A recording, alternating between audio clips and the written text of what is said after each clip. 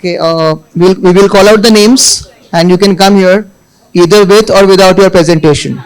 You have to speak for no more than 5 minutes. Okay? All the best.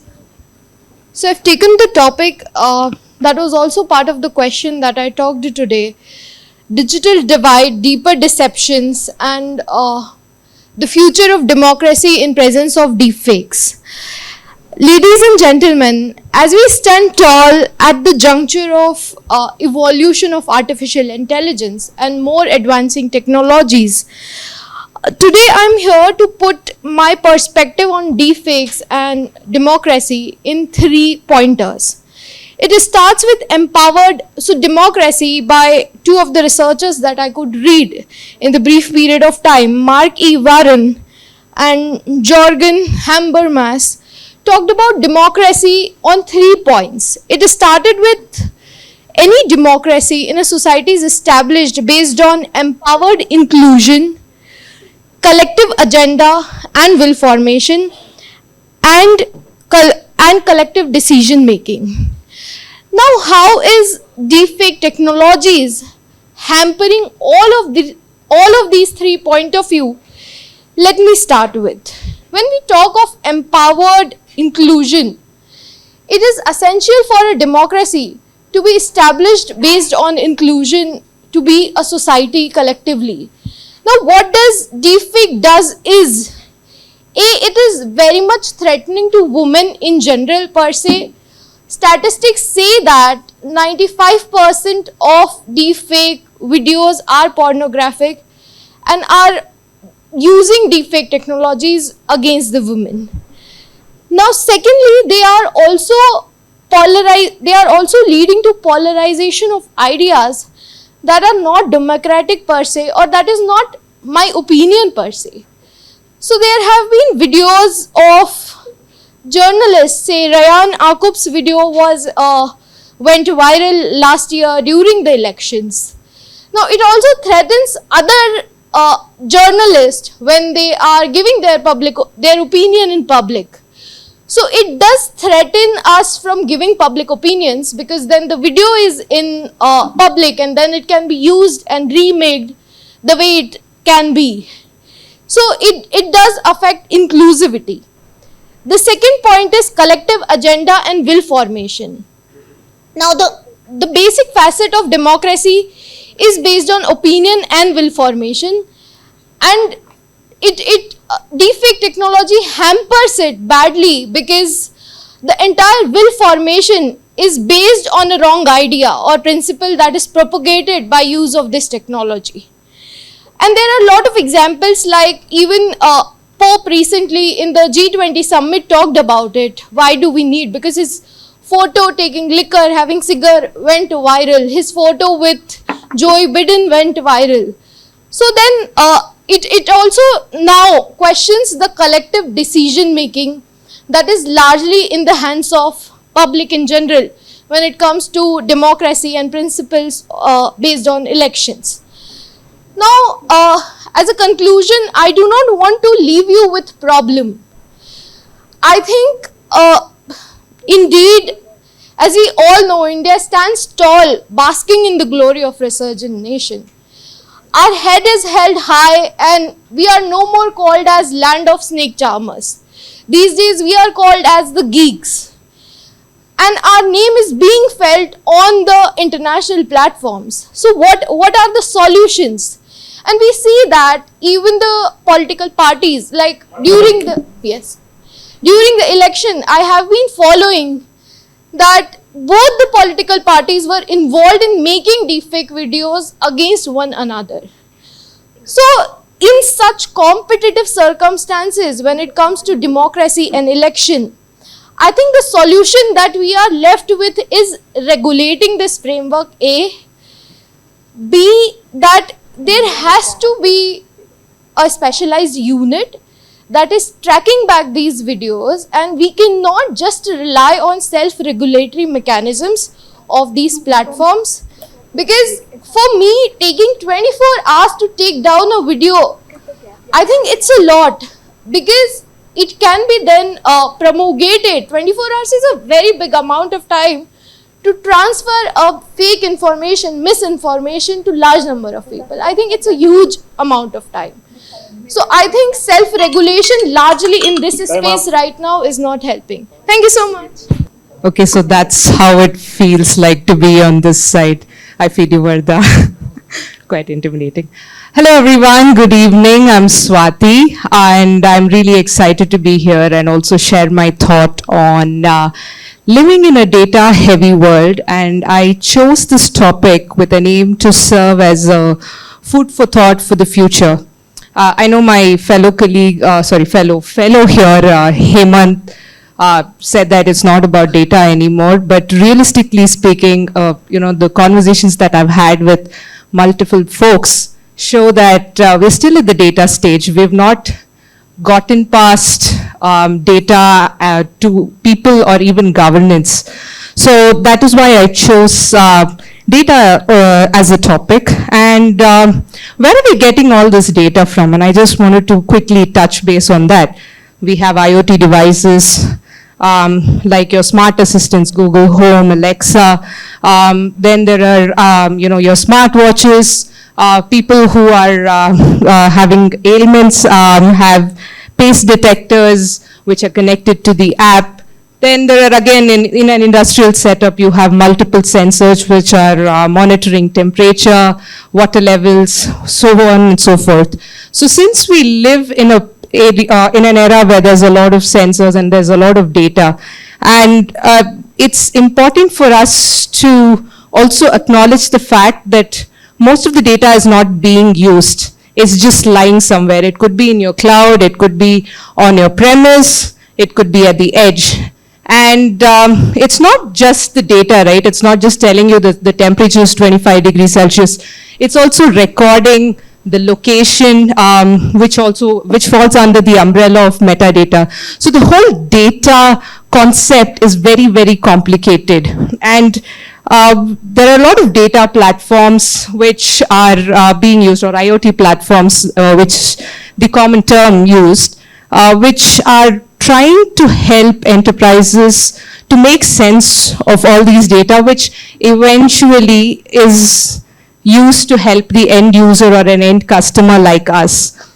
Also, I wanted to talk a bit about, so that's the side of where the data is getting generated, and I wanted to slowly move on to how or where the data is being used, and I'm looking at it through three lenses. One is the good aspect of it, where you get personalized services. So suppose your telecom operator has some data about you and they know that you're using Netflix a lot.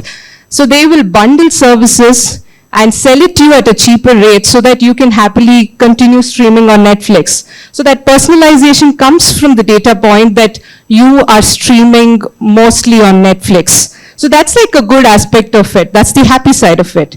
Where I want to blow the conch is the threat landscape. And I'm going to take an example of healthcare here.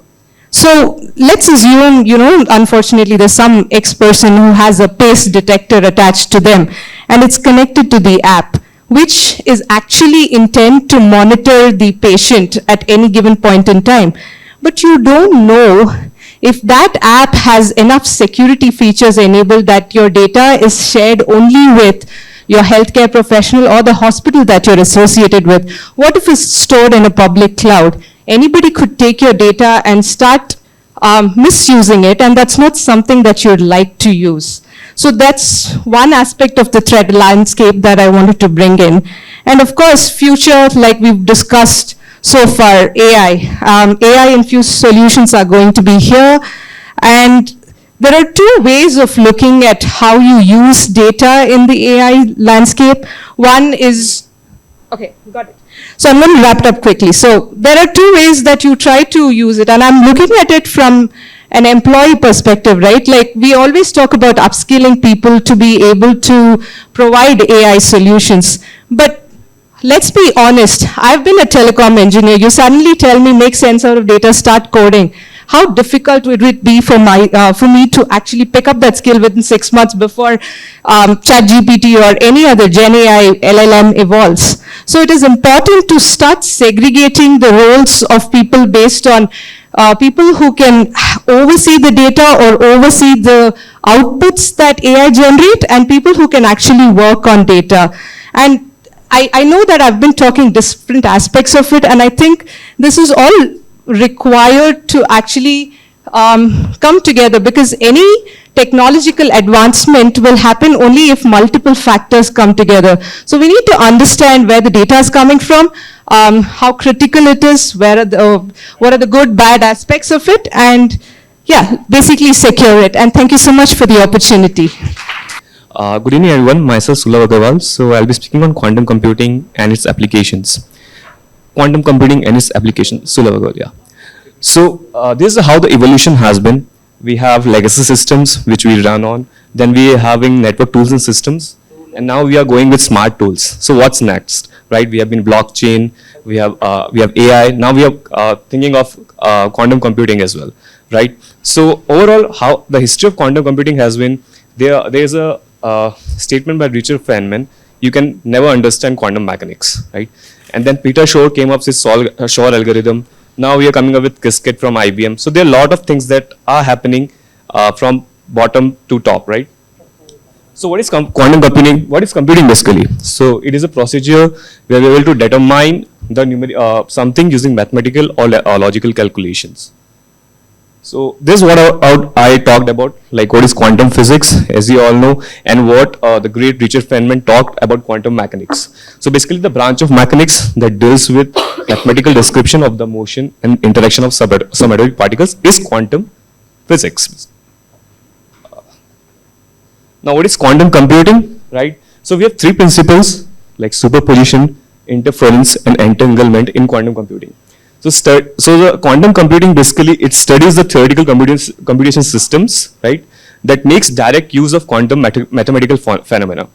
So I'd explain superposition. So suppose in classical computing that we use as computers, we have two bits, 0 and 1. So in quantum computing, we have 0, 1, and the superposition of 0 and 1. So like this coin, right? If I just play with it, right, it will fumble. So it's neither head nor tail. Same way in classical quantum computing, we neither have 0 or 1. It's a possibility of both. That is the 0 of 1, a superposition of 0 of 1, like superposition.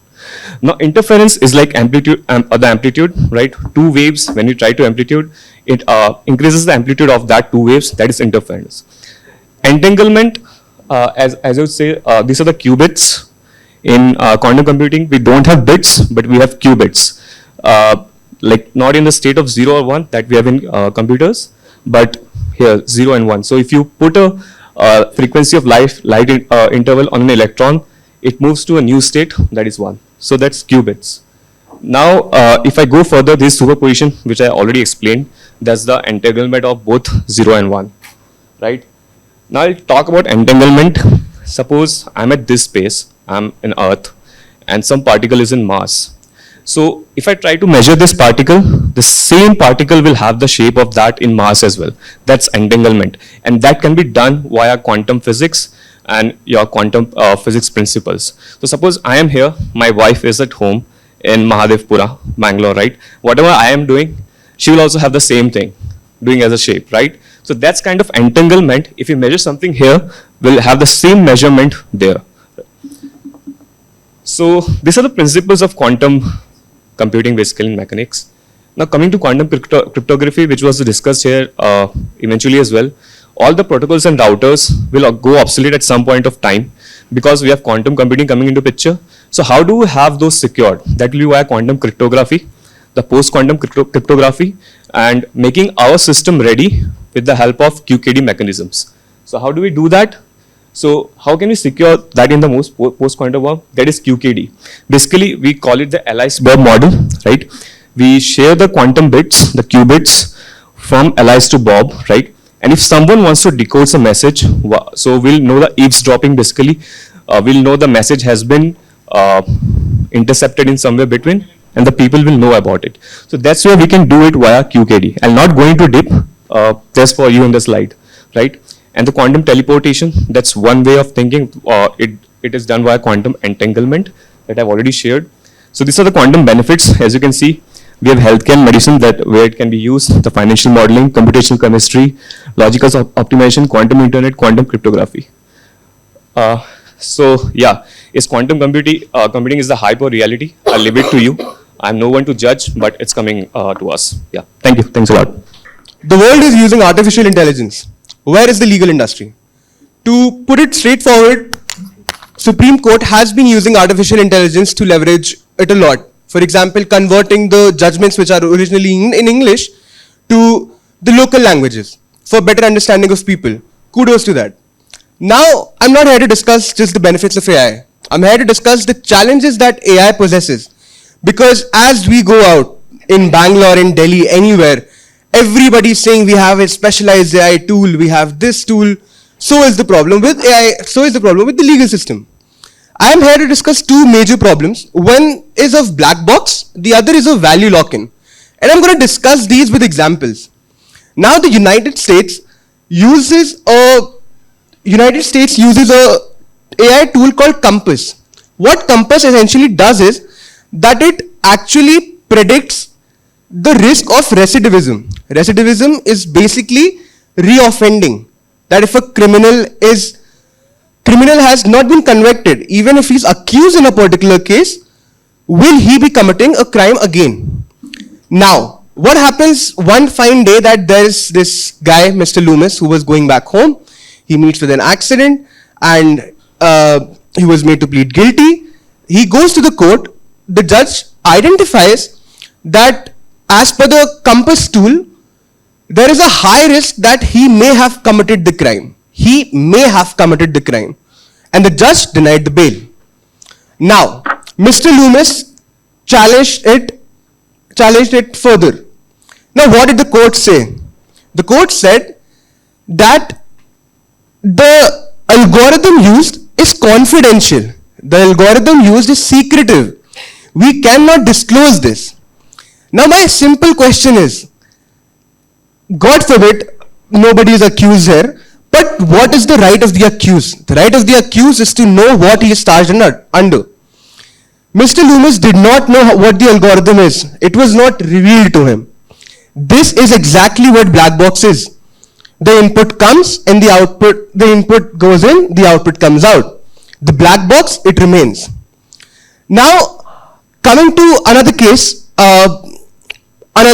so we might be aware of what happened in 2020, the unfortunate incident of Delhi riots case. Through an RTI file by another civil society organization called Internet Freedom Foundation, Delhi police informed that 80% of its facial recognition technology used was accurate. Now, can we have just a quick show of hands that is 80%? How many of you think 80% is a good number for the AI tool to be accurate? I'm so glad that nobody thinks that, because even if it is 80%, there will be 20% of the people. What about those 20% when the AI is giving an inaccurate result, but they are made to go through that harassment, through that complexities of being in a jail, or their family is suffering? What happens to their Article 21? What happens to their right of liberty? Now that's a great segue to another problem which AI possesses, which is a value lock-in. Now, are we aware of what emergency was? We happened in 1975. Can I have a quick show of hands as to how many people know what emergency is? Right. So majority of the fundamental rights are suspended during it. So there was a case called ADM Jabalpur, without going into the legal nuances, not all of us are lawyers here. So that case basically held that Article 21 can be suspended. People can be jailed even in emergency situations. Article 21 can be put aside. Now, we know how artificial intelligence works. Data comes and it predicts the outcome based on what the data it has received. Now, what happens is that for the 42 years, just before the famous privacy Puttaswamy case, that used to be the law. Of course, it was criticized. 1 minute. ADM Jabalpur used to be the law. Article 21 could have been suspended. Now, my only issue is that if Puttaswamy was to be decided by an artificial intelligence tool, considering that the law was same for like last 42 years, it would have continued on the same law and said that yes, Article 21 can be set aside. A very essential part of legal system is the concept of dissent, which we recently observed in the fact check unit case before the Bombay High Court, where the judge dissented and then it was upheld by the third judge. Now, coming from that, so just to give a solution, so the solution of these AI tools into the legal system is not just the job of lawyers. We lawyers should stop thinking that we will save the world. We can't. We need technologists who are aware of the complexities of artificial intelligence, and we need to work with them. Just 30 seconds, I'm going to wind up. Jury, if I could have 30 seconds. So that's the one thing. Now, if anybody asks me what the take from this talk is, how would you govern the AI? The answer is simple. Let fate govern AI. Now, what fate is? Fate is simply F for fairness, A for accountability, T for transparency, and E for ethics. Thank you. Hi everyone, my name is Sheila. I'm from Uganda and I'm going to talk about internet shutdowns.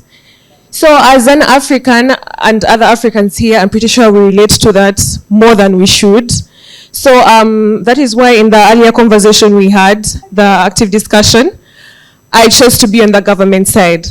Because in the case study of Africa, according to a report in Access Now, 14 countries last year alone were facing internet shutdowns, and I mean total internet shutdowns, not social media, not, the web, total internet. And that cost the continent over $1 billion in revenue. So governments do this to try and, they think that they're solving a problem, but they're not. Because if I'm trying to tell you something and you cut off my communication to you, we're not moving forward. The issue is not being resolved. So its impact on democracy and human rights is the suppression of freedom of speech. While we noted that the internet, access to the internet is not a fundamental human right, the way we depend on it now has made it really, really, really vital and important in our day-to-day activities. So it is not a right, but it is also not something that we can live without.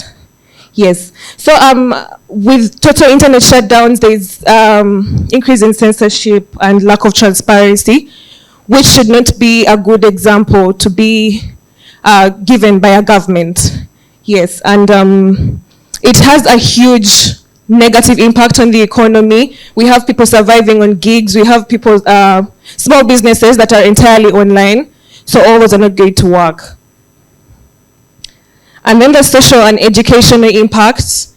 In 2021, during my country's national elections, we had an internet shutdown. To talk to someone, you had to either call them or send an SMS. You want to know something happening in another place, you have to go there. So we're living in like 1950s. Yeah. So a call to action, my call to action is a government should stop doing this as a way to solve a problem, because it does not solve any problem. We realize that in case of a crisis, we have to come together. It has to be a collective action. But if you cut off one end of the communication route, we are not moving forward. Yes, thank you. Thank you, Sheila. AI and UK intellectual property law, challenges, and what we can learn.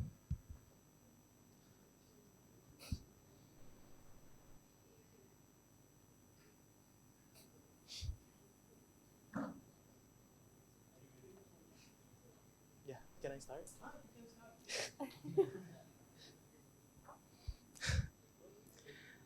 Meow, meow, meow, meow.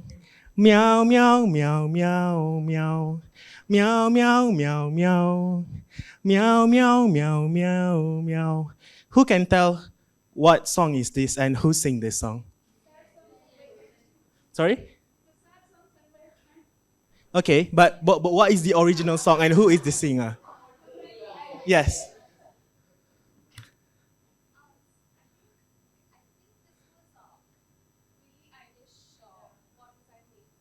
Yes, thank you. So this song was, the singer is Billie Eilish and the song is What Was I Made For?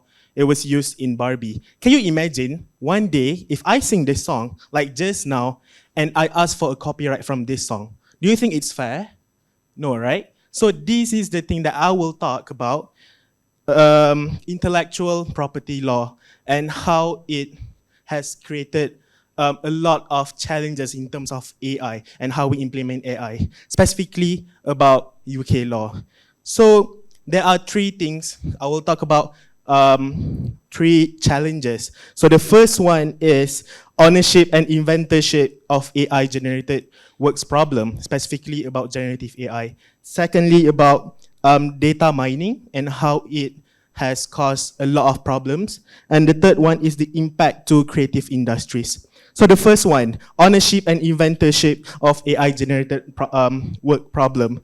So in one of the provision in the UK law, which after this I will refer to CDPA, Copyright Design Patent Act 1988. So in this act, one of the provision saying that the author of the work should have the copyright of the art or anything like that. And let's say if the work was created by a computer, then people who operates the computer should have the copyright unless he or she created or made the artwork under his or her employment.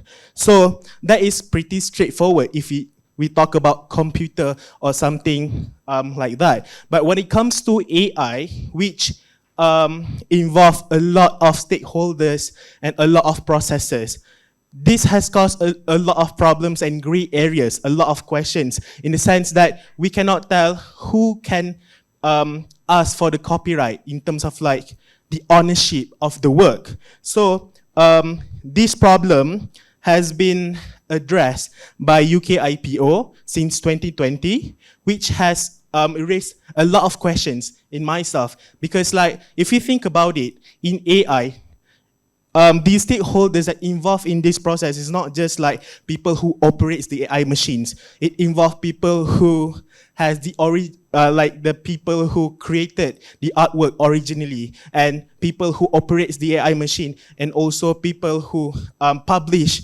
the artwork of the AI, right? So in this case, the most important question to us is who has the ownership, and to what extent someone can apply for the copyright of the artwork made from generative AI. So that is the first challenges that I think we can learn, and we can see the loopholes to improve in the future.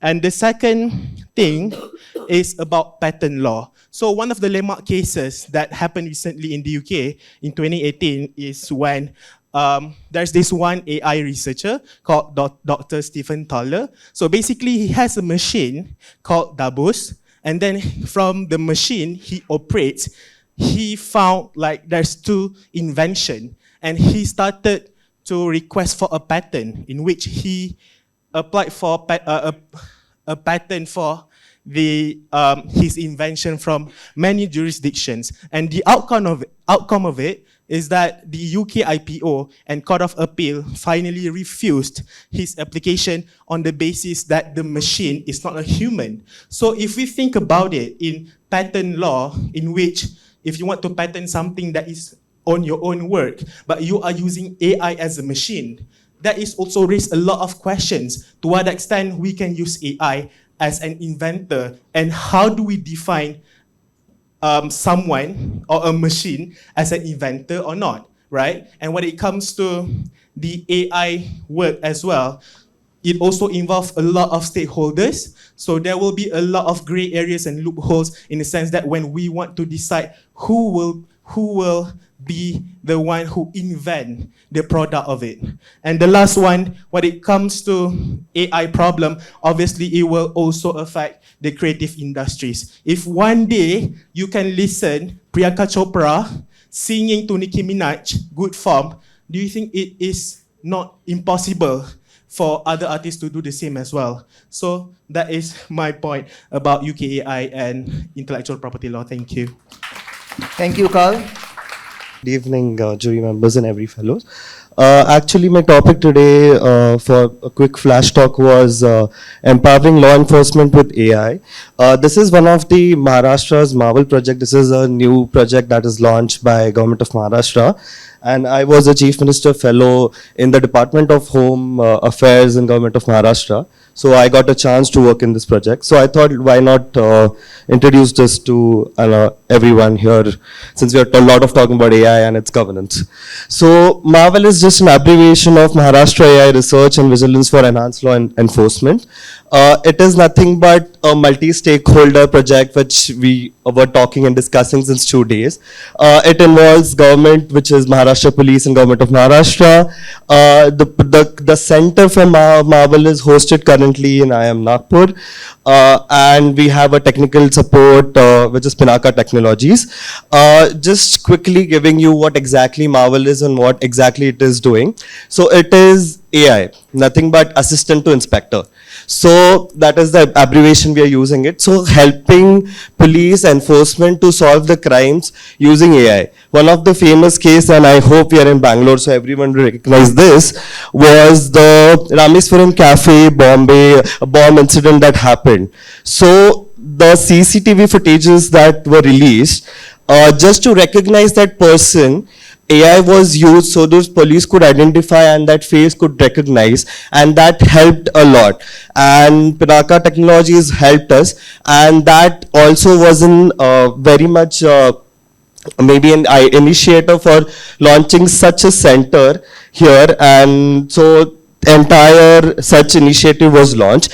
Mainly the thing here in MARVEL, which we are, the reason it was started is using AI, how it will help police. For example, solving lot of police crimes, like for example, snatching, there's a lot of snatching happens, chain snatching happens. So CCTV images using that,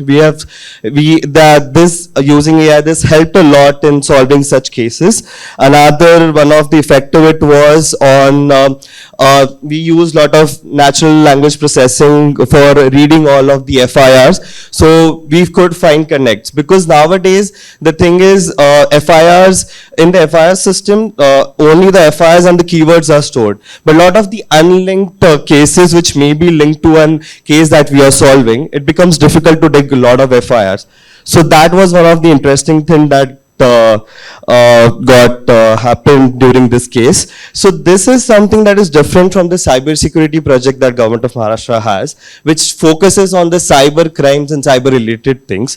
But this was something, and considering today's need and the importance of multi-stakeholder approach that we discussed in this school since 2 days, I thought this would be a perfect thing on introducing, because I guess Maharashtra is the first state to launch something like this, and helping people solving on, helping mainly the police enforcement on solving such cases as quickly as possible, and using advanced technologies. So yeah, that was a quick flash talk I had. Yeah, so I'm going to talk about AI risks and role of Global South. Just general disclaimer, there are a lot of slides. Try to focus on my voice if the slides are getting overwhelming. So this is essentially what is postulated. There will be an intelligence explosion in the next few years. For this talk, I'm specifically going to be focusing on what happens next in the next 5-10 years if we potentially get an ASI or a higher risk foundation model. What exactly are the risks from AI? We know there's a spectrum. There's like software risks, deepfakes, potentially like misinformation. There's use of AI in military. Some experts say that it could be an existential risk. This is one of the examples of like, okay, you have an ASI system. It decides now that it's smarter than you. It can calibrate its behavior much like we calibrate ours on mice. This is what happened very, very recently. OpenAI, which is a company, a non-profit, to make safe AI is now becoming a for-profit. This is a lot like companies competing, making safe AI, and then it's a cycle. Essentially, there are going to be more and more competing AI companies. It's like a race to the bottom. It's kind of like an AI arms race of sorts. This is just this general kind of company behavior. It has a lot of precedent. Companies discovered behavioral surplus in social media algorithms, and it decided to capitalize on this behavior. So why exactly am I talking about? Now that I've talked about the risks, why exactly am I talking about the Global South?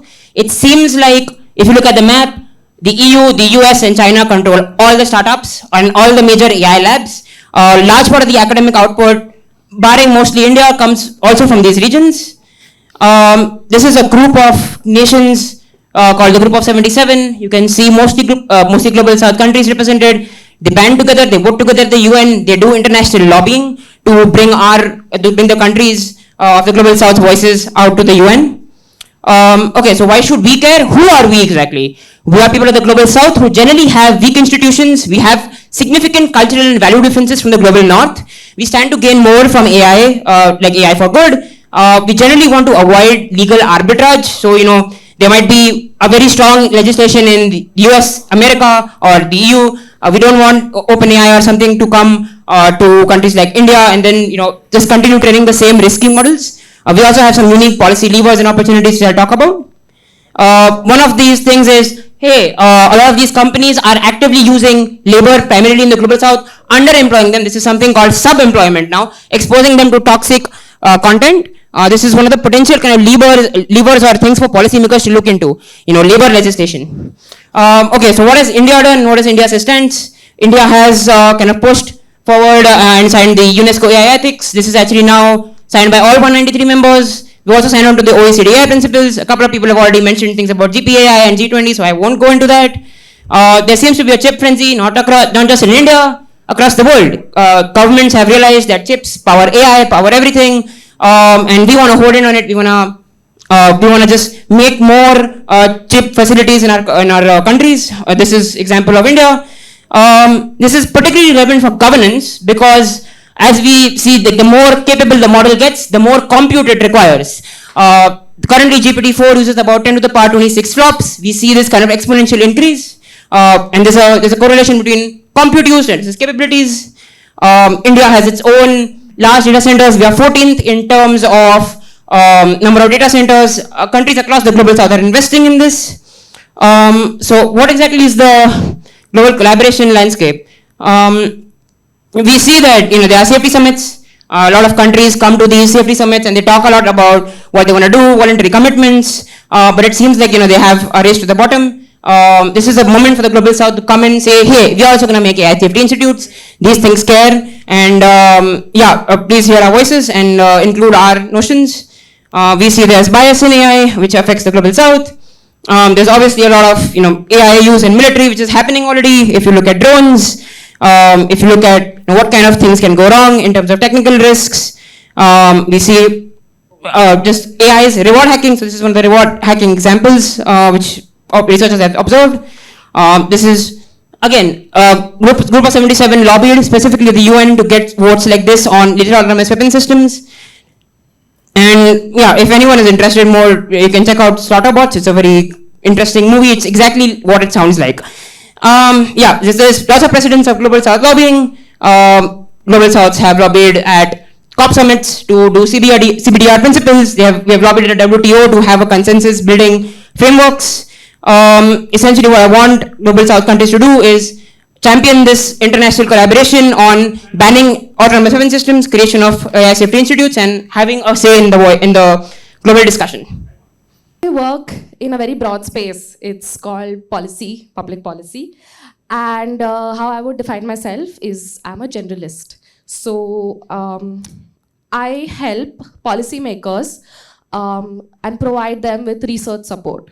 So here I'm going to talk about the process of policy making in India. Why it is really hard to come to a consensus, draft a law, go through another process of consultation, get to another law, go to the parliament. Again, amendments are suggested. Some amendments are accepted, some are not. And then we finally have a law that reaches the parliament, it's passed, it becomes an act. And it is still not implemented. Because then there's subordinate legislation. The rules which define how the act will be practically implemented. So a lot of these areas were already covered in some of the topics. But I will just give you a perspective of why in the space of policy, it's so difficult to regulate tech. So data protection law, for example, it took us 4 years to finally pass it. 7 years technically, if we think about the first committee that came in. And there are multiple committees. So the government sets up its own committees. The parliament sets up its own committees, right? And every committee has its own suggestions. It increases the length of the law or they try to reduce it make it principle based. And for us, from a parliamentarian's perspective, it is very difficult to have the technical knowledge of the subject. What we want is the best for the people, for your constituents. Parliamentarians have a commitment to their constituency.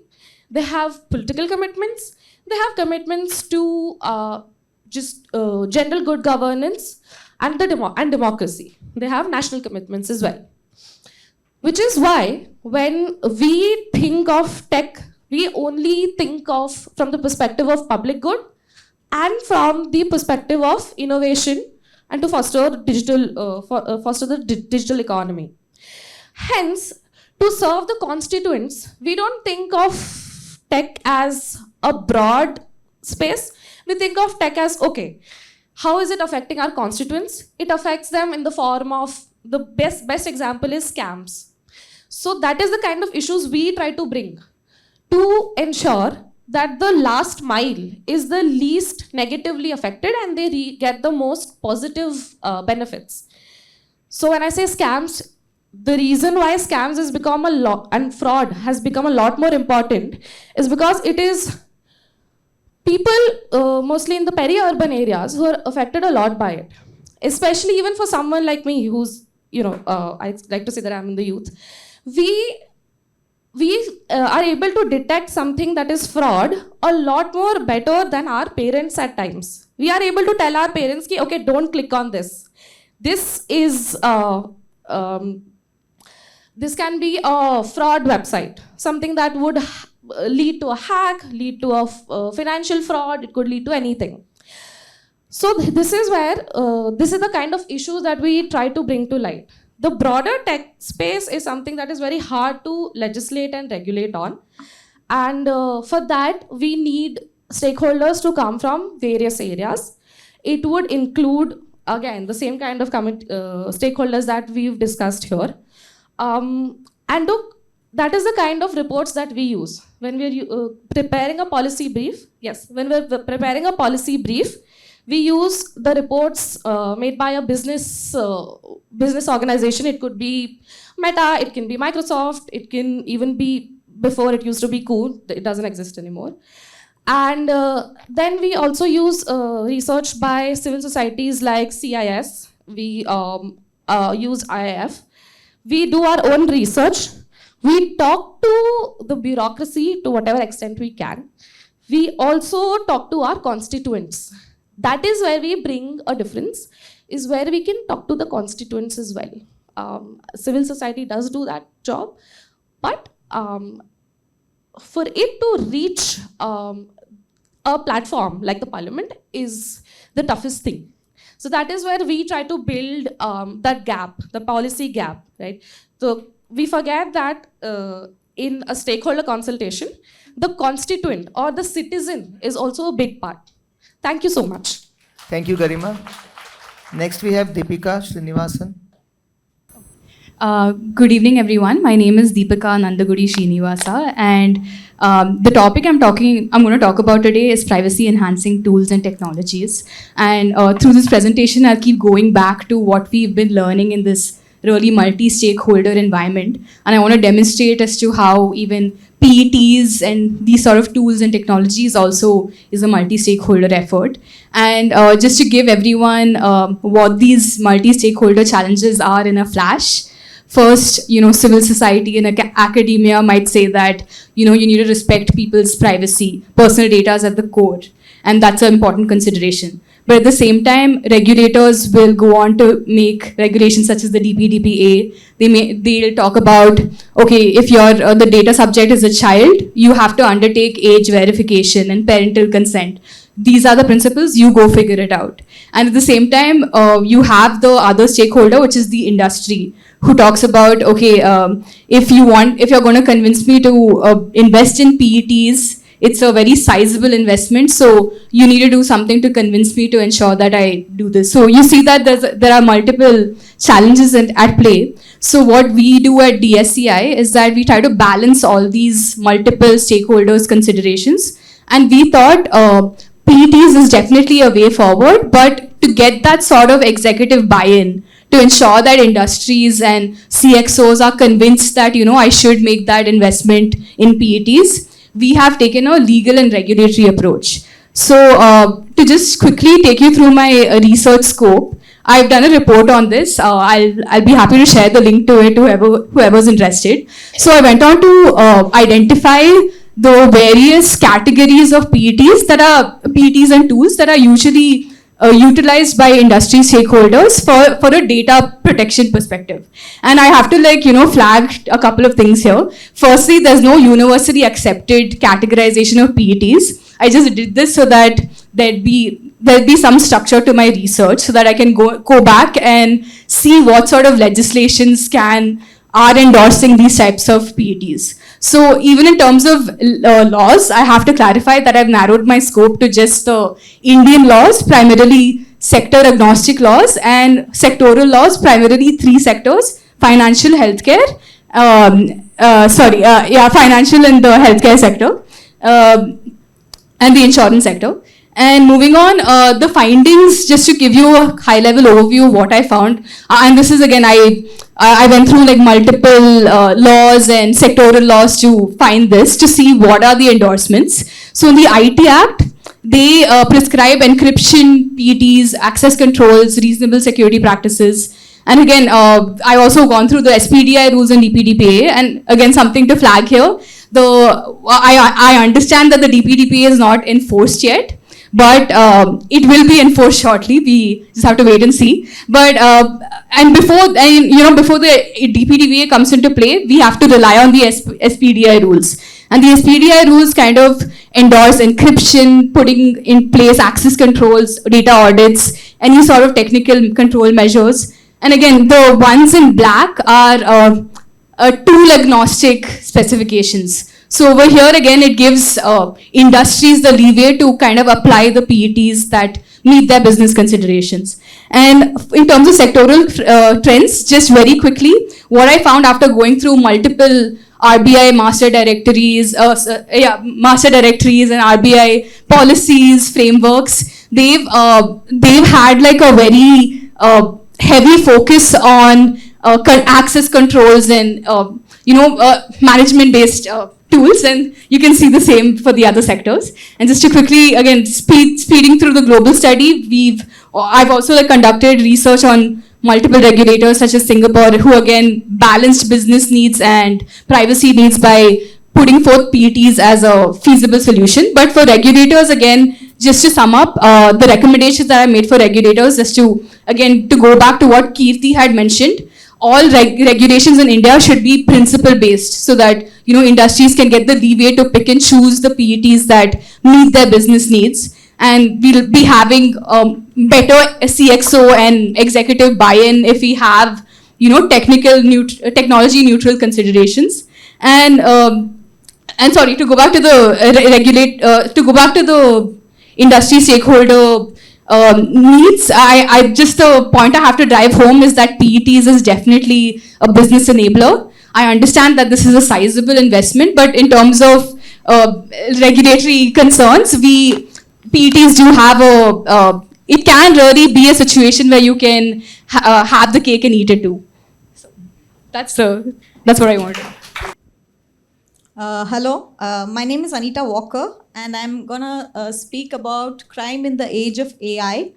And I wanna, rather than talk about all the bad things that AI can do, I want to talk about how AI can actually help us in many ways right now. So initially I had prepared something else, so this I've just put it together because a lot of people were talking about AI, and the panel before us also was about AI. So I feel that as AI goes mainstream, the global stakeholders must be proactive and united in many ways, so that misuse of AI, knowing its seriousness, and as an example for the size of the seriousness and how it can exponentially explode, I feel that for example, the COVID leak happened from one lab, so you can imagine that all of us are capable of becoming AI scientists because everything is accessible now, and Experimentative AI can go really very bad, so it could be like a crazy amount of bad things happening. So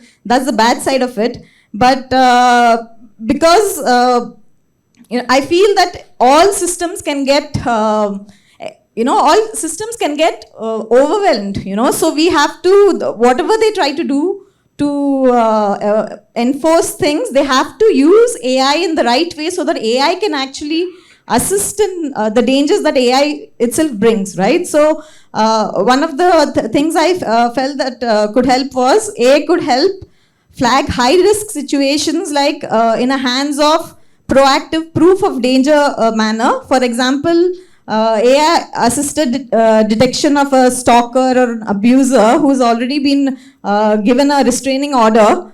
Like, the system could just warn him that he's getting too close rather than the law enforcement doing anything, because the systems are already overused. So the AI could warn him, and if he still continuously keeps doing it, like he's gonna commit a crime, then action could be, like he could be flagged and action could be taken on him. And secondly, like digital safety for children, I felt like an actual crime happened where a guy who was a cop, he was 26 years old. He catfished a 15-year-old child into believing that he was a 17-year-old, and they had an affair. And it was mostly it was a cyber affair, but he went ahead and he killed her mother and her grandparents and kidnapped her. So things like this could be prevented if AI could just detect that a adult is pretending to be a youngster and trying to cheat someone, so those things AI could be done. And for that, mandate that a parent, because the devices has to be bought by the parents as owners, so they have to declare that their device is being used by a child, so the child's activities could be like AI monitored. In some way, crime against children could be reduced with AI's help. Then I also feel that artificial superintelligence could go rogue. So one of the things I feel that before all the AI rights advocacy starts, and they all go crazy that AI has rights to exist and all, it has to be preempted, so that there are rules and laws where abusive systems are immediately erased, and it should be a crime to just store, possess, test on it. They just should be destroyed, so it should not be given any right to exist. It's just software. They shouldn't romanticize AI. And prevention of cyber crime. So that was prevention of normal crime. So let's go to cyber crime. So in cyber crime, I feel that AI, it can be cyber crime or it can just be AI assisted cyber crime. So one obvious solution is, of course, like I said, we have to fight AI with AI, because humans' speed limitations have to be taken into consideration. With AI's morphing capability, like it could just be changing and trying to cheat human beings, right? So cyber fraud usually follows a pattern. It'll have some patterns. So AI should detect the patterns and it should know that this person is a fraudster. And we could also have like a database of the fraudsters who are could be checked and could be monitored, because these are all really serious crimes. And transmission of clearly harmful AI generated data like sexually explicit media should be blocked and flagged. Repeated offenders should be criminalized, and they could be put on the database for abuse of AI. Then possibly face recognition, we could have a face print, so that our face cannot be used to generate AI. And then cyberbullying, I feel that because kids do, 10% of kids who talk about suicide, who consider suicide, they do end up suiciding. So it should be taken really, really seriously and be as equal as any kind of criminal harassment in the age of AI. Thank you so much. Thank you, Anita. And Namaste, I'm Aishwarya Kesi from Nepal. I am an information security professional currently working in PhonePe Payments Service Limited, and I am a proud member of YIGF Nepal. So my topic today is cybersecurity landscape of Nepal. You all might heard about the beautiful mountains of Nepal, but you may not have visited or known about the digital aspects of Nepal. So let me take you there for 5 minutes, just a brief description on that. So Nepal's cybersecurity landscape is divided into two parts. It's rural and the urban part. In the rural part, one of the speakers said, women are provided with the phone just to talk with the loved ones or to communicate. Same is the case in Nepal. So before starting YIGF Nepal back in 2022, I came across a incident that practically changed my life. In 2022, a teenager approached me regarding the sexual abuse she was having online by her own partner. So when helping her, I came to know that there are more than 20,000 such cases in Nepal which just go unresolved. So now in 2024, the cases are same. Now this is the case of rural area because they do not know what internet is, so they do not know the risks associated with it.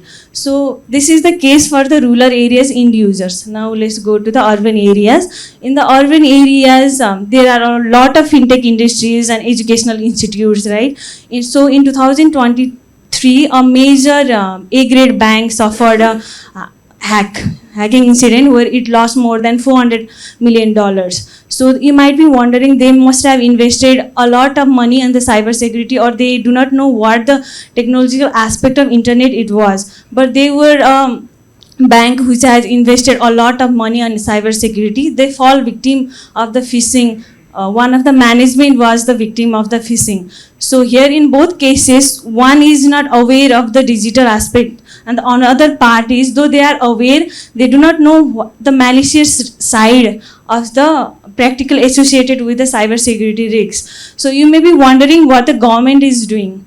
Government is watching us, like they are viewing the all aspects of the various part, but they do not know how to handle this. Like one of the incident after the COVID-19 cases, we moved towards the QR aspect. So our country is now going slowly towards the digital parts. So when the fintech industries were developing QRs and the wallets, the government was clueless on how to handle the digital currency. So these private companies led to the development of certain regulations to govern these fintech industries. So now the government has also developed cybersecurity policy 2023, but that policy also has like a major downside also, because they have proposed to have an internet gateway for the citizens to govern all the activities, online activities of the citizens. So while the government is still debating, we as a YIGF members are educating the rural parts as well as urban parts on the cybersecurity risks and the digital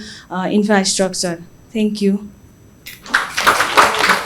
Thank you, Aishwarya. So I just wanted to share something that's very interesting. I see Fred is now sleeping. Let's start.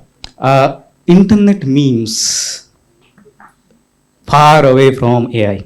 Okay, and it developed when the cave paintings were there. You know the cave paintings. So they were the replica of the animals, the trees, and all. And I teach as a language professor at Amity University. My PhD is on meme. That's also a funny thing. Okay, so as a pragmatic and semantic analysis of internet memes. So what happens when you see internet memes? Sometimes you feel very happy, right? But there are associated problems which came in the past few years. I'll talk about them. But before that, I would divide this small sharing in two parts. First, I would give you a brief idea what is meme. Meme is everything. This t-shirt I am wearing, you all are wearing, because we are replicating each other. That's also meme. Breakfast. If I am not hungry, I am taking breakfast. That's also mimetic act. So going to school, going to college, doing all the things like others are called memes. So memes are there since the early stages. Neo-Darwinian theories are saying that it is a part of human evolution. And the people who could change themselves by miming each other, they became human from the monkeys. So that's a very interesting analogy that's made recently. Now I would come to the Richard Dawkins' book, The Selfish Gene, that talks about internet memes. And it's just like AI, there is something previously existed on the internet. Now, how it works? We know pandemic and all, how it happens. There is a peak. Similarly, you have observed something like virality on internet.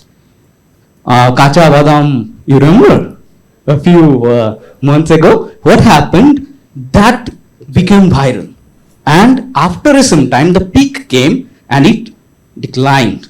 Similarly, the viral event is compared to the digital pandemic. Meme is the agenda of the people controlling our minds. Now, we banned TikTok, right? Have you ever thought that the short videos, are you framed to follow a culture? Are our cultures, cultural parts are determined by some big power holders like the companies like Facebook, Instagram? What happens when we see reels, short reels, one after another? Our attention span gets very less. Try it. Watch for 1 hour some reels for 1 month, then just watch a long video. That happens to our students also. I have observed in my university the same thing. The tragic thing is that the use of AI also is somewhere getting the mime element. My students, I asked them to introduce, that was my first class, I asked to introduce themselves. So they started to search on AI, the chat GPT, their self-introduction. That was the tragic thing that happened to my teaching experience. Now, I will tell you some problems associated with the meme. First, let me talk about the first meme that we used on internet, that's emoticons. You know emoticons? The face heart sign. What happens to our feeling? Using a love sign is not something enough to express the human feelings. Shock memes. Okay. I will finish. The problems associated with the meme, internet meme, that's the ideological apparatus. The power holders always try to spread and make some elements viral to set some ideas in our mind in the form of meme and viral internet things. Misinformation, that's also called the weird meme, in the form of, for example, one girl's picture is taken and written, don't judge a book by its cover, link in the comment. And we are going to Telegram channel searching for some adult content. The picture of the girl is taken from her Instagram account. Now that's something not acceptable in the society.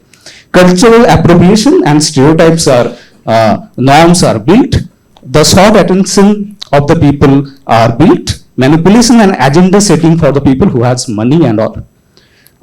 Viral spread and anonymity with the meme. We don't know. I searched for one meme. There were 2,000 memes variants of the same. Yes. So these are a few challenges and threats of internet meme. So I want to conclude here. Thank you, Abdullah. If you want to speak, you can speak. If you also want to hear your perspective, Tithi Niyogi, Kushagra Singh, Ananya, Ajit Kumar. कौन आएगा पहले? This is without jury. We will judge now. We will judge. This audience will judge. Come on. Who's coming? Tithi, Kushagra, Ananya, Ajit Kumar. Public policy background. I'm an IoT researcher at IIIT Hyderabad. And this is one of the projects, it's actually, my thesis is on this project. It's called Remote Labs. I presented this recently for 5G, 6G hackathon by DOT. So I thought it would be a bit relatable to access. So I'm just doing this very impromptu presentation. Moving ahead, so we identified, so we were working with an NGO called as Agastya. They are a US Indian, they work in collaboration with rural schools, and the problem that they came us with is that rural schools lack laboratory infrastructure. Critical science laboratory infrastructure is lacking in rural schools. So there were two stakeholders that we identified. One which do not have laboratory access at all. These are very, very rural areas, complete lack of practical education, and the other stakeholders are the ones where it's one single setup, the teacher performs the experiment once, and that's it. You never see or get a hands-on with that experiment ever again. So the problem statement was, this is the hackathon PPT, 5G enabled consoles and devices. The solution was remote labs. So develop an online platform, not an app, but an online platform, a website, which anyone could open anywhere. So you just need a smart browser, would work on any smart device, and you can get real-time inputs, perform experiments, and do some interesting stuff. So it's a very aided distance learning platform. So how do we standardize such things? What characterize a remote lab? So these were 8 very critical things that a platform needs to have. It should allow critical client and server communication. It should be accessible anywhere. It shouldn't require special software packages. Of course, we're talking about accessibility over here. Universal, and it should have video streaming with low latency. So this is a very general architecture of remote labs. On one side is the hardware, the other side is the person sitting, the student, and the internet connects these two. Very simple general architecture. The implementation that we did was have a front end, it's a very technical diagram, have a front end and a back end, and it connects to the hardware through IoT basically. I do not know if I'll be, yes. So let's hope the demo works. This setup is right now deployed back in IIIT Hyderabad. I'm on my laptop over here, but you can log into this website right now on your phones as well. So I'll just go with the vanishing rod experiment. It's a very simple experiment that we use for just for proof of concept purposes. 2 rods. If on one side you have the oil, the other is water, and what basic science tells us is if 2 objects have the same refractive index, one kept behind the other won't be visible. So very simple. You move down, the rods are dipping in real time somewhere in IIIT Hyderabad right now, and what you can see is real results in real time. And this is the simplest one. You can do titration, you can do focal length, you can do conservation of energy, as you would see on the card right there. You move it up, this would all happen right now in, as I said, remotely, and anyone can view the results. I'll just simply exit the experiment for now and come back to the PPT. So only physics? Absolutely not. You can do titration as well. Chemistry experiments have also been done. Oh wait, sorry. We actually presented this to Pramod Verma as well. He's the chief architect for Aadhaar, and played a very crucial role in developing UPI as well. We've got some recognition from Mr. Sharad Arora as well. We've done a lot of groundwork. We've tested this in actual educare schools in Maharashtra. We've done presentations to school students, gathered their feedback, and how there is a future prospect to it as to how we can take it to the masses. For something like this, horizontal scaling is the way to go. There are 2 ways one can do this. I'll skip this part, very technical. Through clusters and making a distribution model, basically hub and spoke. People can either subscribe to the experiments, perform, or the other way is you give them the experiments and they develop it themselves. So these are 2 types of hub and spoke models over here. In short, it provides constant access of laboratory infrastructure 24/7 to any person who wishes to test it out. And you can have this at the back of lab manuals as well, so that as soon as you read the theory, you can test it out in real time. And yes, a lot of technical details over here. 1 minute. I'm done. Thank you so much.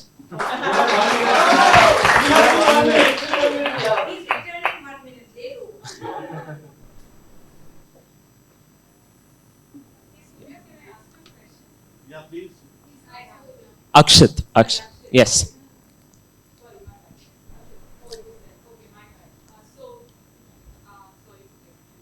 No worries, no worries.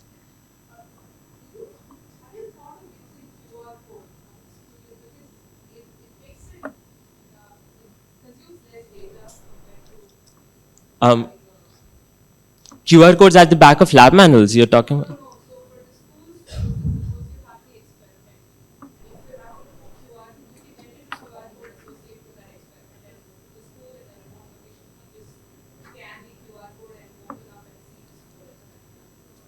Yeah, the QR can be used to access the website.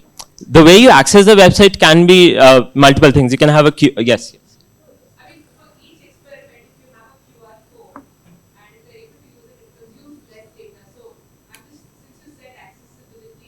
Mhm. Got it. I got your point. So QR, of course, can be used on how you access the website. Instead of logging in and everything, you can make it very open access. Right now, it's behind a Google verification. You can do it without and through a simple QR as well. That can be possible. Yes. So a security analysis has also been done on this cybersecurity. What all attacks could be performed? DOS, phishing, unauthorized access, server. Elevated elevated admin access, all of these attacks are also possible. One thing which is very much possible over here is a single person can log in a lot of times and then exploit your servers. So that is also taken care of. I mean, we've implemented it in code and we also have a paper on that. So yes, any more questions?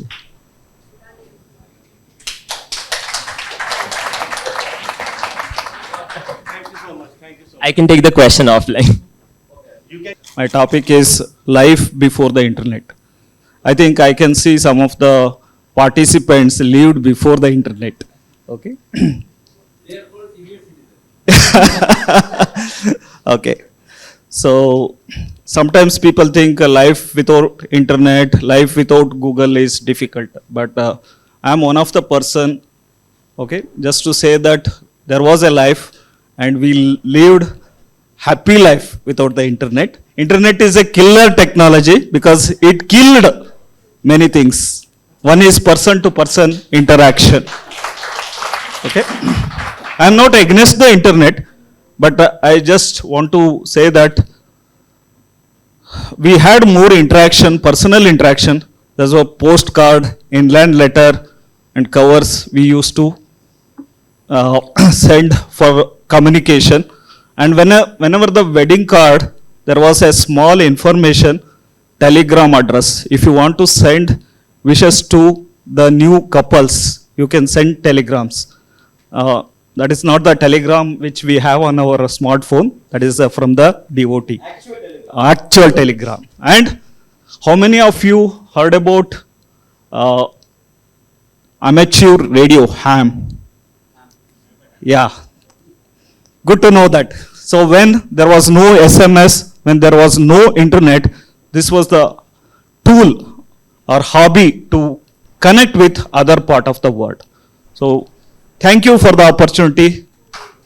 What a wonderful, presentation we have seen. That's why judges are taking time.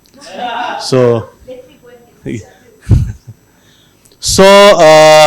Adarsh, you have some announcement to make. Please announce something. Huh? We are over now. So first announcement is about today's dinner. The session once get completed, the today's dinner will be in MDC lawn area. So the same place. We are not going outside for the dinner. That's the first thing. Second thing, tomorrow we have an early morning session and we are closing the session by afternoon. So the onboarding of the bus will be from 7:15 to 7:20. So because the early session, make sure that the bus won't wait. And one more thing is very important. Tomorrow, whatever the sector 3, sector 6 or club road, whatever the hotel that you are staying, so make sure that you will check out. The standard checkout time is 11 a.m. But if you follow the standard checkout, you will miss the session here. So that's the reason. Make sure that have breakfast and do the checkout. Take your luggage. If you wish, you can return back the luggage and you can come to the venue here. So if you have heavy luggage, we have a place to keep up the luggage here. And once after the session get complete, tomorrow afternoon you can directly start from here because many of you are planning to go to the airport. So that's one thing. So, and there will be no transportation back to the hotel tomorrow afternoon after the session. If you are keeping your luggage in the reception in hotel, you have to take independently your own responsibility to go back to the hotel and collect the luggage and taken care. So one more thing to clarify, the hotel accommodation is not extended anywhere. So all the three sectors, Club Road, Sector 3, Sector 6, it will close for everyone on tomorrow, 7 a.m. So, no, if they are staying for 11 and FC is going to cancel their fellowship. So that's the thing. And very important thing, 7:15, 7:20, bus is going to start on tomorrow. Yeah. That's all from my end. So, judges announce करेंगे तो सही रहेगा. Last वाला I will announce. Please announce the winner, right? So we have this was competition. We have winners, and they'll get cash prize as vouchers, shopping vouchers. Okay, is it good? Huh? Right. So yeah. तो कल shopping होगी. Please. You announce. Can you just give a comment? Yes, please. Yeah.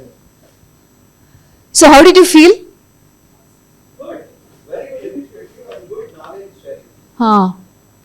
So congratulations to all the presenters. In fact, we were having a very tough time.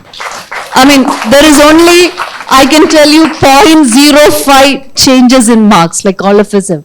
So congratulations to all. Let me again tell you, winners doesn't make much difference, but we have to. That is what these people were insisting. All of you had presented well, so we have taken it as content plus presentation. Okay.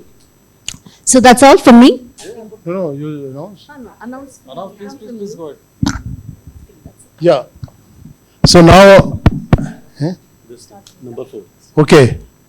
So although there are 3 prizes, we were asked to 3 winners, and but we, because of the good presentation made by others also, so we went up to 4th. We decided to give a 4th presentation prize also.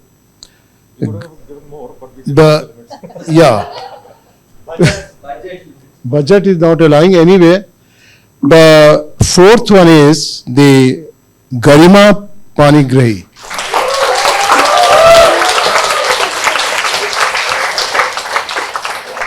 This is on a process of policy making in India. Garima, come here. Why you are standing there? So we have to keep the journalists happy, right? Yeah. So congratulations. Yeah.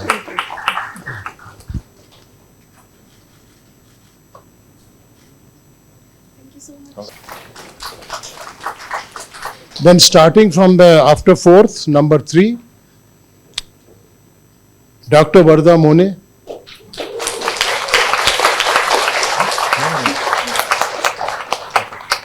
The Digital Divide, Divergence and Democracy. Really? You are not giving them money? I think online vouchers, that's fine. We'll just No, better than this is this then. No? No, actual I think actual we'll money. take a picture and then Okay, great.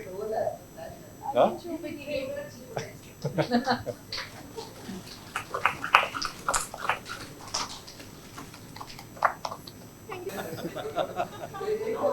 नहीं यार ये क्या तो पैसा क्यों नहीं दे रहे हैं अभी? हाँ? वाउचर देंगे ये लोग Amazon gift card. They're talking about AI, you're talking about paper currency. Virtual notes. The virtual world. Okay, so now we are moving further towards the top. Before the top, we have Sulabh Agarwal, number 2.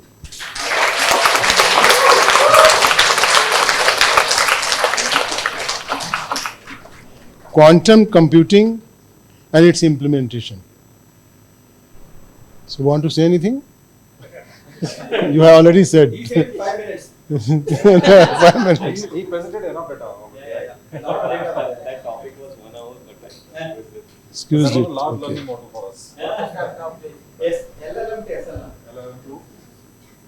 इधर पेड़ शरियानो वैसे इसको दे दिया No, we are not giving that. Congratulations. I think you can just stand just stand Yeah, you can come closer. moment that the first prize goes to With some suspense.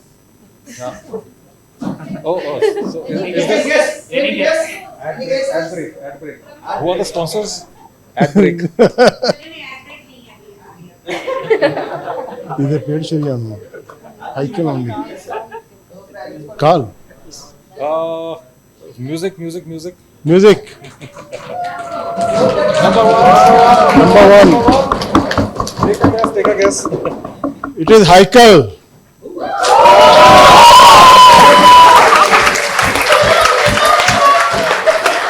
You have to sing the song again.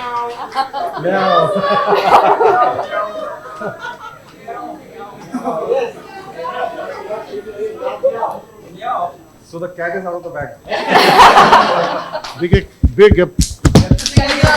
congratulations Haikal stand here yes you're from Malaysia Malaysia Yeah. you want to sing a song No. AI based song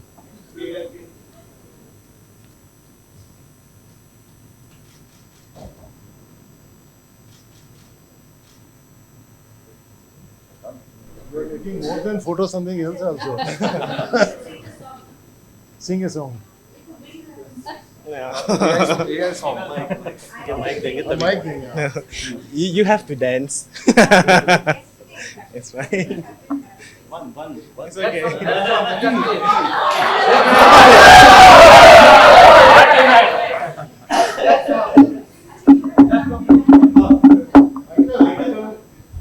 You missed the prize.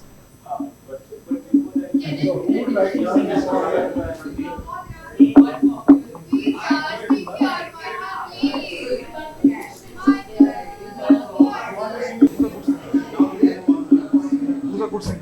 And then maybe they can explore the campus before the dinner.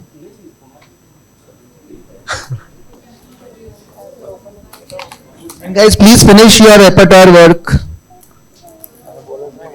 I have to remind every time. After the dinner, the bus will start, both the buses.